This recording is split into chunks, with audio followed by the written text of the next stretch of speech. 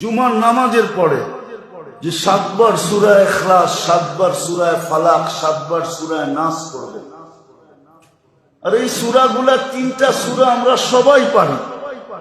যে জুমার পরে 7 বার পড়বে, 7 বার পড়বে, আগামী জুমা পর্যন্ত সে সমস্ত ধরনের কঠিন রোগ বিপদ আপদ থেকে সুরক্ষিত থাকবে,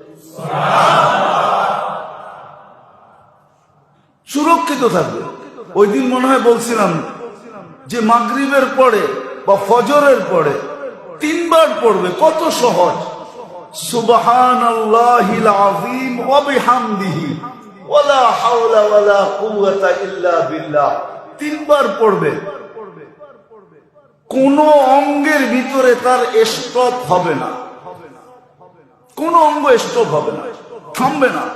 তো দিছিলেন, নিয়মও দিছে, পদ্ধতিও দিছে, মেডিসিনও দিছে।